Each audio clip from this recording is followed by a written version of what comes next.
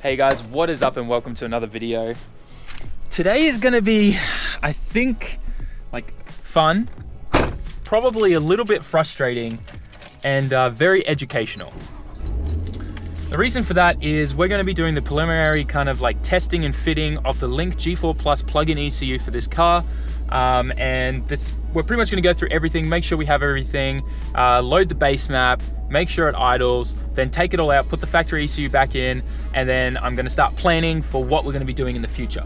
Before we get started in the video though, what I want you guys to do is make sure you're following me on Instagram and like the Facebook page as well. Links are down in the description, smash those. And yeah, let's get started, shall we?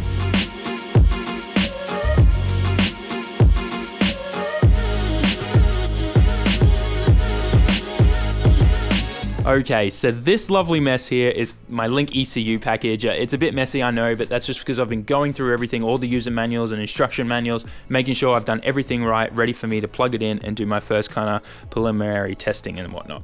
Now, I do have Windows installed on my MacBook Pro. The software only works with Windows, so if you have a Mac and you don't have Windows, download Boot Camp. It's free with every Mac. Apple gives it to you. You just need to get a Windows license, and you can download Windows 10 from the Windows Microsoft Store, and you can install it, and then you've got Windows and dual operating systems and you can switch between. Pain in the butt, I know. I'll always keep a MacBook for the sense of editing and moving around and being portable, especially with like flying and stuff like that. But when it comes to at home, I'm building a new rig soon and getting rid of my second MacBook Pro Retina so that I've got like a big PC rig for gaming as well as editing and live streaming. Anyways, that's a little bit of a tangent, but I've got all the software ready and I've been going through all the included instruction manuals there. Moving on to the ECU, let's explain a bit about that. So this here is the built-in map sensor. So you run a VAC line to your ECU from your engine bay, from your manifold. This is where the USB interface kind of plugs in here, which goes to a quick connect to the USB cable for tuning. I'll explain what this is for in a little bit. This is a expansion loom. So this is for adding other sensors and things like that that are not included on your factory harness, which plug in here. Now this is going to be used to run my air temperature sensor, and this won't be running off it. This will run off the factory loom. This is a new coolant sensor that I'm putting in, and this is to replace the factory one because it's like 20 years old, and after a while they start having problems and causing hunting issues. Sorry. This over here is my O2 wideband sensor. Very important. This is so you know your air fuel ratios. Super important if you want to be able to tune your car. So if you don't have one of these in your car and you have an aftermarket ECU and you get your car tuned, the guy at the dyno or whoever's tuning your car will have one of these because he needs to know your AFRs to be able to tune the car. And then what happens is he normally unplugs it and removes it once the tune's done because then it doesn't need it anymore. Still though, I prefer to keep it because then I can make adjustments on the fly, as well as the Link ECU has this really cool built-in feature where it can, if it detects any problems or anything like that with the AFRs, it can go into like an emergency kind of shut-off mode and just richen everything up. And it has a few auto features in there for preventing knocks and detonation and things like that. So really handy to keep that and have it with your Link ECU. Other things, yes. So I actually did make a little mistake here. I didn't get the Loom for the CAN bus. Now, it's not too much of the end of the world. I can temporarily use these jumper leads to kind of plug into the two ports that I need, which is CAN high and CAN low, the two in the middle there. But I think I need to get into the software once it's plugged into the car to really know this 100%, but I think I can use some of these auxiliary ports on the expansion loom and set them to CAN high, CAN low, and run it off that. This will only need 2 wires for the CAN high, CAN low, which are the 2 signal wires for the CAN bus, and then I need positive and negative from a fused relay off the battery. So should be okay, should be able to get that done. It comes with the plug for you to wire it all in yourself. So if I can't do it this way, then temporarily I can use these jumpers just temporarily to do testing. And if I can't use that, then obviously I'm going to be buying the cable, special cable for it anyways, no matter what. So not a problem there. So that's kind of everything. Let's go and try and put it all in the car. I know I've been rambling for a while and I hope you bared with me, but there's just so much to go through here. Okay, so the next step to all of this is locating your factory ECU and pretty much getting to it so you can plug the new one in and everything. And do all your testing or whatnot. In most Nissans, pretty much the ECU's under here in this little kickboard here, little side thing. Remove the emergency flare.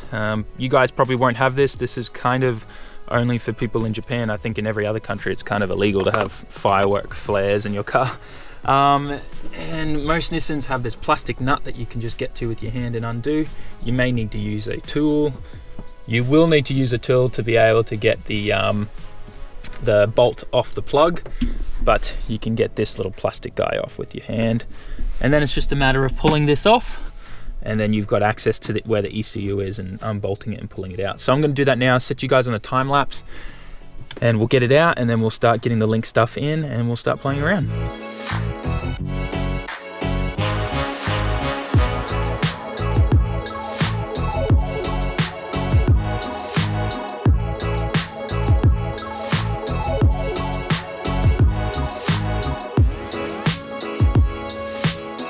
Alright, so I'm ready to go. I've got the laptop plugged in, I've got the map vacuum line run. I'm just reusing the vac line from my boost gauge. That'll do for now. So now what you need to do is turn the ignition on the 2 clicks. So not the third one that starts it, but the second one. You'll see this blue LED come on. And now I should be able to open the PC Link software. And I should be able to just go to ECU controls, connect to ECU. There we go. Sweet, so it's connected, and the first message you can see is this ECU is disabled, and it's pretty much just saying contact where you got the ECU from. You need to get your unlock code. So I've already got that here, so I can go here to ECU Unlock, punch in my unlock code, which I've already got. Oh, whoa, why is there Japanese everywhere there? That's not right. Let me re-grab that then. There we go. Because I'm in Windows, I need to use the right Windows key.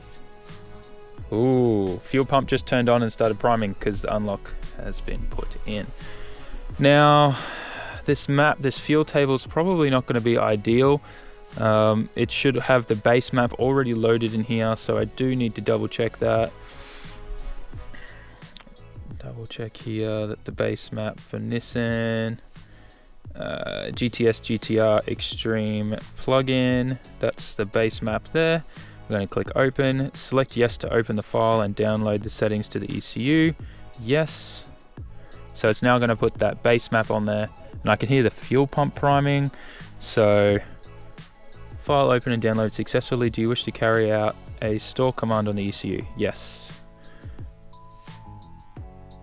Great, so the ECU's been rebooted now, and it's just loaded all of that information here.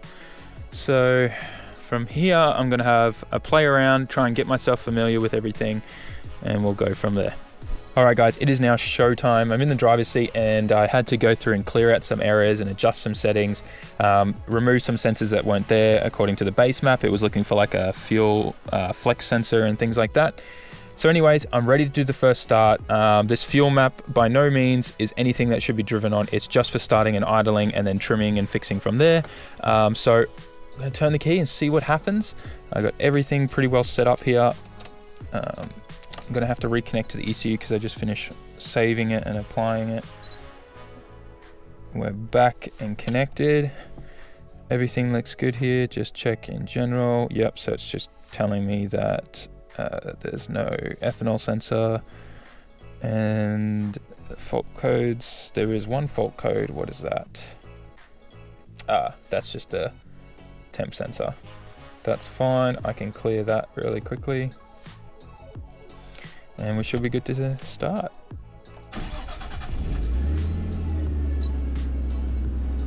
Okay, so the AC unit pump just turned on. I'm going to have to shut that off in here somewhere, but judging by oil temperature, it has no oil pressure according to this. Luckily my gauge is over here showing that it does, so I'm going to have to program in all those sensors, it looks like. But everything seems to be running good. Obviously it's running really rich right now, but I can't tell the exact AFRs, but I can smell it. It smells really rich. Alright, so I'm going to shut that off. Okay, so from here, I've confirmed that everything's working with the ECU. Obviously, I didn't wire in the Lambda kit or the air intake sensor. I'll do that before the dyno day. but everything else is working, which is great. This software, this is actually the first time I've dealt with it, like personally. I've watched a whole bunch of classes and videos on dealing with this software and tuning the Link G4 ECUs, thanks to HP Academy. So I'm probably going to do a refresher course on all of that, just so I know everything that I'm doing is correct and right. Once I get the wideband and everything in, then we can start doing some tuning. I'm probably going to do initially a road tune on it. Then after that, I'm going to be doing a dyno tune.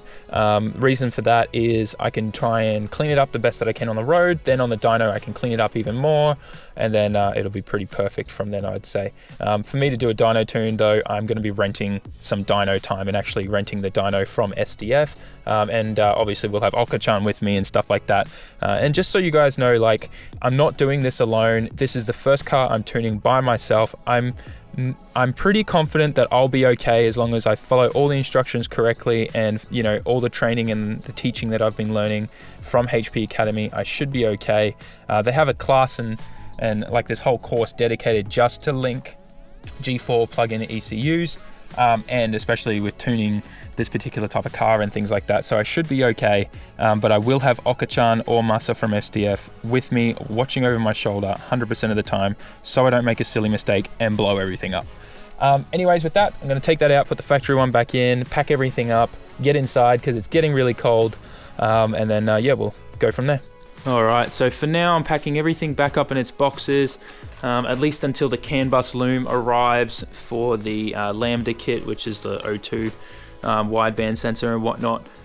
There's really not much I can do until that arrives, and then once that's there and we've got all the sensors wired in, I'll start doing some road tuning and show you guys how it all works. I'll just switch the camera around for a sec.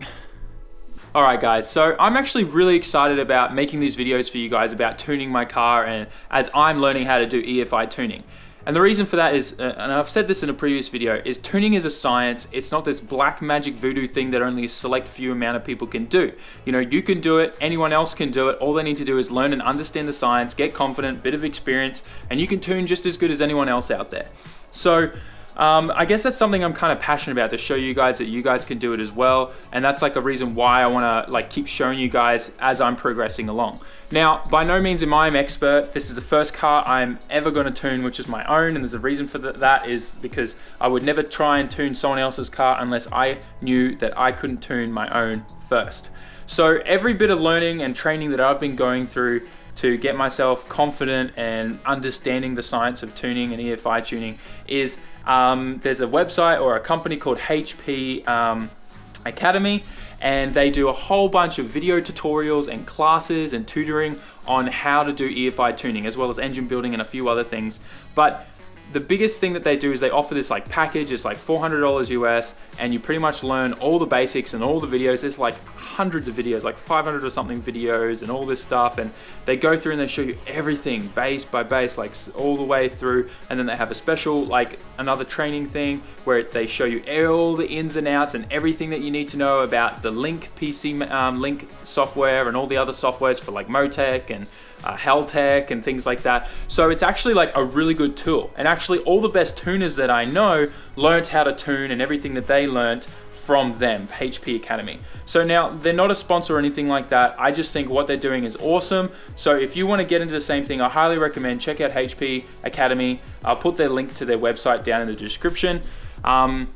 But yeah, that's where I'm learning everything from. So I'm learning everything from there, and then I'm putting it into practice with my own car and the Link ECU that I got. So anyways, like I said, I'm super excited about showing you guys my journey, and let's all learn together. And if we make a mistake, we make a mistake. A quick channel update is I created a Discord for all of you guys. There's already quite a few subscribers in there. Make sure you jump in. The link's down in the description. I post a whole bunch of, you know, like sneak peeks and pictures and things like that of future episodes that are going to come. And so like you always find out ahead of time of what's going on, as well as, you know, I get to reply to you guys, and there's whole community kind of chat thing going on. It's really cool. It's a good way for me to interact with you guys as well. Also, Instagram and Facebook, links are down in the description for that. Make sure you like and follow those. But otherwise, guys, once again, I'm really excited about making these videos. I'm sorry that this video wasn't like super like long or like in depth of me on the road already tuning and stuff like that. But I hope you understand that this is a process. We're going to start from 0 and work our way up to 10. So super excited once again. Thanks heaps for watching. Make sure you like, comment, share, and subscribe. And I'll catch you on the next one. Ciao, mata ne.